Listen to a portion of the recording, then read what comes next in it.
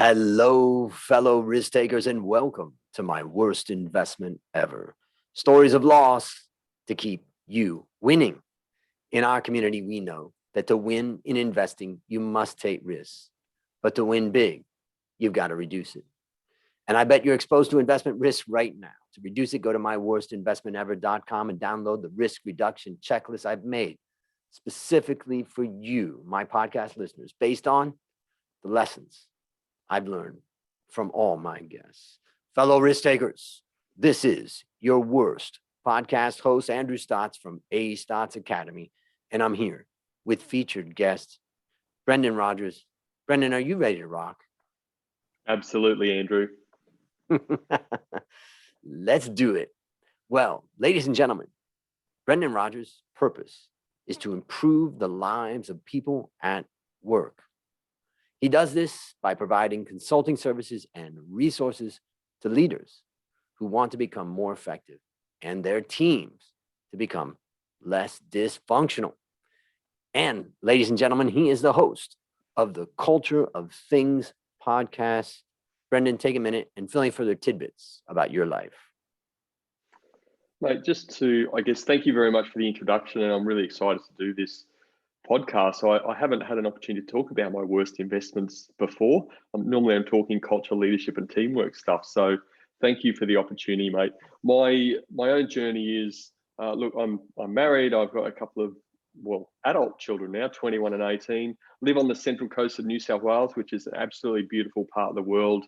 I'm actually a Queenslander. I grew up in Brisbane, but look, if you've got to live in New South Wales, the Central Coast is a pretty good place to be. As you said in the introduction, I've got a consultancy business. I work a lot with leaders and teams, helping them to become more effective, less dysfunctional. And really, mate, I like to sum that up in a bit of a way of, it's really about helping leaders and businesses learn to manage themselves first as leaders, but then also how to get the right people into the right roles, having the right interaction when they're in teams, how they had some discipline around what they do in their organization and how they're leading people and how they're getting people to be effective. And then wrapping that up through all of that happens through powerful and genuine conversations. I'm also a mad football supporter. I love Liverpool Football Club. So that's probably the high note to finish on as far as the introduction, I think. Well, I do have a question about that. I mean, based upon your experience and the work that you've done with leaders, and you've seen dysfunctional, you've helped dysfunctional move to high functioning. I'm just curious if you would have like one little piece of advice out of all the things that you've learned and seen for the audience who, plenty of the listeners want to become more functional. And I can tell you, dealing with dysfunctional teams is like everybody struggles at time with that. So what would be like your one piece of advice there? Andrew, I think to relate it best to your show, a lot of people talk about how money is the root of all evil. Well, I think when you're talking about leaders and teams, humility or a lack of humility is the root of all evil. When people are in teams, either leading teams or part of a team, as soon as you get people doing things for the benefit of themselves rather than for the benefit of the team or others in the team, it's a recipe for destruction over a period of time. And the longer you let that sort of behavior go, the worse it can get. So humility is that factor, really identifying people that may have a lack of humility, struggle with humility, a little bit more egotistical and about them as opposed to the good of the team. If you can get good at nailing that, you've actually got a really solid base for people working together well. It's an interesting point, and I think it's a great point because as I look at the work that I've done with teams and with companies and CEOs, I've really come to the opinion that, to be successful, first, it takes a good CEO that provides the vision and all that. But what it takes is coordination of a management team. And it's hard to coordinate when everybody's looking at their own situation. And one of the biggest challenges in this space is that we're taught that compensation systems and measurement systems are all about identifying individual KPIs. And sometimes when you do that, you actually focus people on their navel. They're like, how do I hit my goal and get I've got to get my bonus. If I don't get that, it's going to affect my family and my kids and all of that. So we're told like the best way to manage people is through KPIs and all of that, but yet sometimes that can destroy that teamwork. I'm just curious if you have any thoughts about that.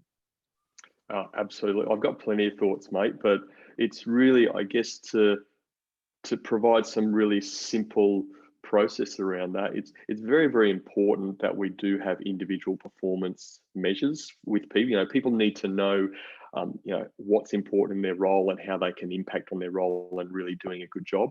Often what gets missed, and as you said, people looking at their navel and they just focus on that, which is sort of understandable if as a group and as a leader or a leadership team, let's say, that you haven't brought people's head up above that individual cloud and made a group cloud for the team. Like what is this team working towards together? And I just happen to look after a certain element within the team, which is where you can get down to your individual performance. So if you have individual performance but not also related to a team collective goal, then you will get those silos happen within teams and individuals focus on themselves rather than what's the best decision for this team and for the goal that we're trying to achieve collectively. It's great discussion. And I think, one of the things that really complicates it is the concept of compensation related to those individual goals.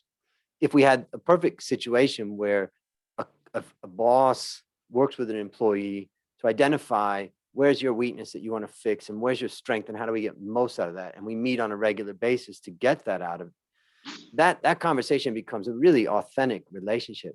But the minute you add compensation into that, now there's this subjective judgment of did you do that, not, and all of that. And so in some ways, getting that compensation up one other level to the teamwork, the cooperation, the division, maybe the whole company, I think also can diffuse some of that, focus on ourselves and our own individual goals. So I love the topic. Absolutely, mate. I mean, you've nailed it again. And compensation can be many things. It doesn't have, obviously we always default to money, financial compensation, but it doesn't need to be that. But the truth or the real key point, which you touched on, is that the compensation, whatever that looks like, that needs to be a team compensation to drive team performance and teamwork. As soon as it comes down to individual stuff, then naturally you are breeding as a leader for me to maybe challenge the fact that if I do this is going to be good for me and my compensation, but it may not be best for the team and the overall benefit of the team. And that's where it becomes a real challenge for people. So as leaders, again, we are, leadership or culture is a reflection of leadership. What behaviors or how are we setting up an environment that drives a behavior that we really are happy with, as opposed to maybe driving something that we don't always realize we're driving, but we're driving the wrong behavior. And that's just all sort of setting up in the framing of the culture and how we get people to interact and work together as a team. Well, ladies and gentlemen, if you like what you're hearing from Brendan, make sure to go to the show notes. I'll have the links in there to his website, brendanrogers.com.au, and also a link to his LinkedIn. You can also just go to LinkedIn and type in Brendan Rogers and you'll see improving leaders and teams. All right, now it's time to share your worst investment ever. And since no one ever goes into their worst investment thinking it will be, tell us a bit about the circumstances leading up to it, and then tell us your story. Thanks, Andrew. Like the worst investment ever. So just to frame it up a little bit, back in the late 90s, myself and my wife, she wasn't my wife at the time, she was my girlfriend, pregnant as well. But coming back from the UK, and I had a role in Sydney that I was coming back to. So we were 24 years of age, young people expecting our first child. I guess at the time I was earning okay money, but we were building a family. We were renting in Sydney, which even back then wasn't a cheap place to rent. It's even worse now. So there was financial pressure. We didn't have any family in Sydney. We had very few friends in Sydney because it was a new place for both of us. My wife had come all the way from the UK to Sydney via Brisbane, which is my hometown, but we were living in a place, we were very isolated, basically, and we really were relying on ourselves as the core unit because that's all we had. come along our first child, Caitlin, born in the year 2000. And I was always a person that enjoyed investing. Not that I'd done a lot of it sort of pre that time, but not earning a lot of money, and I was working with a boss in a big global organization, and we talked a lot about investing. And this particular talk was around share investing. Now, I wouldn't say there was a lot of money invested in today's money, but when I did some checking against what I was earning, I was basically invested 5% of my gross salary for the year, which is probably a reasonable chunk when you think about the perspective of it. And it was a sure thing, right? Heard it from a mate. This guy, I'm not even sure if the friend that we've heard it from was actually in the share market game. So, there's probably one lesson to learn, like speak to the experts supposedly. But they, my boss said, this guy he knows, it was some telecommunications company. I can't remember the name, but, there's, 30 cents, I think, a share at the time. And, so thought, yeah, great thing. Came home. I get excited about investing. And so I'm talking to Tracy, who wasn't my wife then, but baby and all that sort of, and she was flat against it. No way are we doing this. What did I do? I still did it. I still did it. There's a lot of learning that's happened since then, mate, and sometimes I am a slow learner, but I went against her judgment. I went against us as a team, and what was the impact of that was actually, it wasn't the money, it was the level of trust that was just broken absolutely straight away. And if you put this in the context of what I'm talking about, we had myself, my not yet wife, but we had a small child, not having friends and family around us. She was unbelievably reliant on me. I was unbelievably reliant on her, although I was still leaving every day to go to a workplace and have adult interactions. So breaking that trust and in the only person she had to rely on is actually quite an emotional sort of experience when I thought about it and look back, because I was her world, and our first daughter was her world. So to think that I could treat somebody like that to start with, around just not being a team player, and I've just spoken to you in the lead up around how I value teamwork and stuff like that.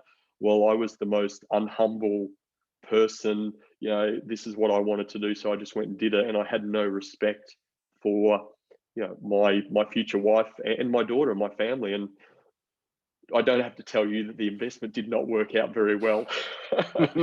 There was not a lot of money left when the shares went down very, very quickly. So yeah, it was not good. And the build up back from that to obviously work and build up trust again around decisions, that's something that took a hell of a long time to rebuild. And can you remember some of the conversations you had with your wife when she was, first of all, kind of shocked that you did that, number one, and then when it all goes bad, it's even worse. Like, okay, you betrayed my trust and you lost the money. I mean, if you betrayed my trust and you proved that you were a brilliant guy and it went up by 10 times, maybe I'd forgive you, but. Yeah, mate, look, I think I must have a really good knack of putting trauma out of my head, because I know there was some trauma involved, not physically, but certainly some, very, very heated conversation. And what was even worse, mate, to magnify the situation, and my beautiful wife reminds me of this, I say reasonably regularly, but a letter, a confirmation of shares came through the post, and it was addressed to me. She didn't open it, but she had a sense of, she's got a good intuition about things. And, I should have learned early, because I can't get away with anything. She just has a feeling she knows me too well. But that letter came through, and, oh, what's that? Oh, I think it's just a newsletter from the company or whatever. And, see, that just turned a bad situation to very, very much worse. So look, lots of heated, again, to understand the magnitude of situations like that, you also have to understand a person's background. And my wife, through her own family, had experienced some level of severe broken trust between her father and mother. So that sort of coming to a new country, pregnant and now a young child, Vulnerable. that was absolutely vulnerable. And I just reiterated this, or perpetuated something that was extremely painful for her in her private life. And I've done that in a different way, but still the fundamentals of that trust. So yeah, it wasn't pretty. It wasn't pretty. So how would you summarize the lessons that you learned? Oh, well, I think the key word is summarize. The lesson, the number one lesson that I learned, and look, I was playing in teams, semi-professional sporting teams when I did this. So you'd think I was a much better attuned to teamwork, but I was obviously a very selfish individual. When you're going into a relationship, and especially living together and having a child together, to not be open to conversation around what might be right for the timing of, even level of risk, or risk levels that people are okay to take on. I get excited about opportunities, whether they be helping people or investing or whatever. So, and I like to try and get other people excited about that. So I had to learn very quickly about my own aptitude for getting people excited. And then if somebody's not as excited as me, I think they're crazy. And why wouldn't I do it anyway? Because it's the right thing to do. I learned to say, well, I need to stop having, it's not even group think, it's individual think. And I think my way is the right way. I think that's one of the worst things you can have with investing is just, looking at your own view, not even doing some research, but not getting some perspective from others to help you look at things through different lenses. That had to be my biggest learning experience. And that has carried me right through in everything I do today. Well, maybe I'll share a couple of things that I take away from your story. You've said the words, I get excited, a few times. And what that highlights is a book that I have on my shelf called Your Money in Your Brain. And that book was a great example of how investing is actually a physical sport. It is a physical activity because the anticipation of gain or the experience of loss are actually felt in our brains. They're even felt on our bodies when we know, okay, that stock just fell by 50%.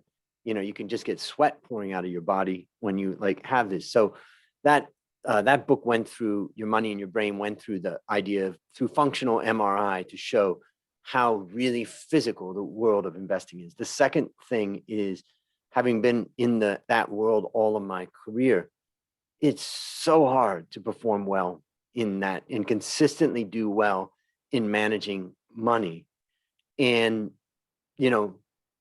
then we have to use a lot of tools. So in my work, I have other people that I work with, and we argue about our ideas, and nobody will push their idea and to the extent that they won't listen to anybody else, except in a very rare space where they say, no, I'm going to do this because of but so there's a whole process that, in this case, obviously you got excited, so you skipped that part of the process. The second thing that I take away is, thinking about my mom and dad, and basically throughout their marriage, which they were married for about 59 years, when my father passed away. My mother lives with me here in Thailand now, and she's listening to this podcast right now. But they made financial decisions together. And I think that allowed them to do well, and they did well. It wasn't like they started with a lot of money, and my mom didn't work. She was a housewife. My dad wasn't, a super high paid executive, but over time they steadily and slowly built up, their wealth. And when my dad passed away, we sold the house and my mom came, I was able to go through her accounts, and we went through everything, and to be able to say, you have enough money to support yourself for the rest of your life. You are financially independent. You are a financially independent woman. And that means that, you are not a burden to me financially. And even if we spend all of that, you still have me behind you. That's a very rare situation. And I think that what I would like to highlight from your story is that for the women out there, that vulnerability is very real. And a lot of women will just hand over investing to their husband and then find at the end of their lives that, in fact, he wasn't that good at it, or he didn't talk about it, and you don't know anything about it. So I think that this is a really good lesson for, for the listeners out there. If you're a woman and you're married, or you have a husband or a boyfriend or whatever that is, when it comes to money and investing, don't be afraid to ask questions about what they're doing and how's this going, and get involved, because actually there's research out there about professional investors that show that women are actually better as risk managers, basically, which is probably what's key in investing, really. And that's what this podcast, I talk about from the beginning. So there's just so many things about how, as a husband and wife team, it's just so much better to work together. And so I just think that you raise that point to the audience about how critical it is. And don't be afraid for women out there to speak up. In addition, last thing I would just say is, I wrote a course called How to Start Investing in the Stock Market, how to start building your wealth investing in the stock market. And I wrote it for women. In fact, I wrote it for 5 women. And those 5 women are my 5 nieces. And when they were 18, I gave each of them about $3,000 and helped them set up an investment account to get started, because I thought the best thing I could do as an uncle would be to help them understand how they could become financially independent and then make more of their own decisions, and that hopefully they would end up like my mom. So that's a long-winded explanation, but I definitely think the audience needs to hear it. Is there anything you would add to that? Yeah, mate. Look, I mean, what you've just said there and the action you've taken to support your niece is absolutely fantastic, and credit to you as a person. So first of all, well done on that. I think to reinforce even further the point you make about women, females being good investors and good risk managers, even just in preparing for talking to you today, just doing some rough figures. And I thought, what, roughly, I think that I've probably lost. So now this includes some interest and all this sort of stuff, probably somewhere in the region of around $150,000 in income or in money, real terms, when I have driven an investment and probably overrode things. And that's mainly been through some property stuff as opposed to shares. But unfortunately, it probably started at the share thing, as I shared. When my wife Tracy has been a much better contributor and in anything driven some of the decision making, those investments are still today very, very profitable for us, particularly in the property market. So once again, reinforcing and a learning back to your earlier question is, I've really got to, swallow some pride to some extent and say, well, if my wife Tracy thinks it's a good idea and something we should look at, or she's come to me with something, then I probably better sit down and listen, because she's got more runs on the board than what I have. Well, maybe that's an excellent point that I said for the women out there to, don't be afraid to talk to your husband or whatever. But it's another great point, is that to the men out there, you want to be better at investing, then take in the input from your wife, from your girlfriend, and discuss it with them and see what you get. Absolutely. And look, if you don't have a wife or girlfriend, I mean, anybody within that circle that, you value their judgment, female or whatever, really, really important in my books. Yeah. And that's where one of the common mistakes that I heard from listening to so many stories is that people are driven by emotion or flawed thinking. And I often say that to overcome that, find a third party, another person outside of it, and then talk to them about it and get their feedback. And so, that's an important part. So based upon what you learned from this story and what you continue to learn, what one action would you recommend our listeners take to avoid suffering the same fate? I think we've just touched on it, mate. That is the key thing for me. It's, in my language, I need to treat investing, and I would encourage people to treat investing as a team sport. And the way to look at that is that if we all have close confidants, I suppose. Make sure those close confidants aren't just going on emotion and their own perspective on, you're going to the right people. I'm not going to go to the GP to get my teeth cleaned. I'm not going to go to the dentist to take my blood pressure and stuff. Go to the right people and build trust in that team. And really, as an individual, you need to be open and accept sometimes that, your way is not the right way. Be very open and humble to looking at the different perspectives.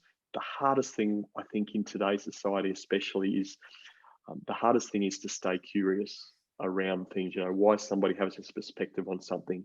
As we know, there's so much judgment out there. Social media is a cesspit of judgment after judgment after judgment, rather than trying to identify, well, why does a person see the angle like that? And if we can try and take that approach, as hard as it is, because when we hear something that really we don't like, or that goes against our moral values or whatever, we sort of get that back up straight away, and we almost try and defend rather than just take a breath, get in touch with ourselves a bit and say, hey, why do you think like that, Andrew? That's a really interesting perspective. It may sound a bit wanky to do, but there's gold in that, understanding that, because that's going to help you get a much better perspective on things in investing. And particularly, obviously, we're talking financial situation.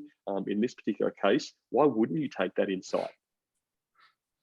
Yeah, it's a great point. And I think the other part about social media is that it's constantly reinforcing your opinion, and it's giving you more and more feedback about your opinion. If you thought you liked Toyota pickup trucks, they may go and send you a lot of Toyota pickup trucks, where maybe another pickup truck may have been a much better suited for you, but instead you're focused on what they're feeding you. So great suggestions. Isn't that the great thing about paid social media advertising, mate?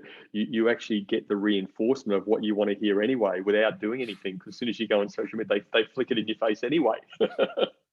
Yeah, and that's what makes it harder. I think what you're talking about is that's what makes it harder to get opposing opinions.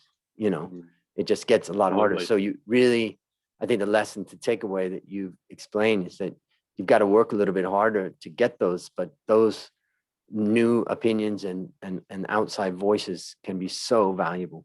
All right. Well, last question. What's your number one goal for the next 12 months? Actually, my number one goal, I shouldn't say mine and my wife's number one goal, is to actually just close out our personal debt. And thankfully, the only personal debt we have is a small bit of money left on the mortgage. Once we do that, and we feel that we'll achieve that in the next 12 months, then we can focus on our tax deductible debt, our investment debt. Beautiful. All right, listeners, there you have it. Another story of loss to keep you winning. My number one goal for the next 12 months is to help you, my listener, to reduce risk in your life. So go to myworstinvestmentever.com right now and download the risk reduction checklist and see how you measure up. As we conclude, Brendan, I want to thank you again for coming on the show. And on behalf of A Stotz Academy, I hereby award you alumni status for turning your worst investment ever into your best teaching moment. Do you have any parting words for the audience? Mate, you don't know how great that feels. I've actually finally passed something. How good is that? Mate, look, as I've said and reinforced, treat investing as a team sport, and really seek out those differing opinions to challenge yourself, to challenge your thinking. I think if you can do that investing, you'll actually do that in life generally as well. And to me, that produces far better outcomes. So work hard at doing it. Beautiful. Well, that's a wrap on another great story to help us create, grow, and most importantly, protect our wealth. Fellow risk takers, this is your worst podcast host, Andrew Stotz, saying, I'll see you on the upside.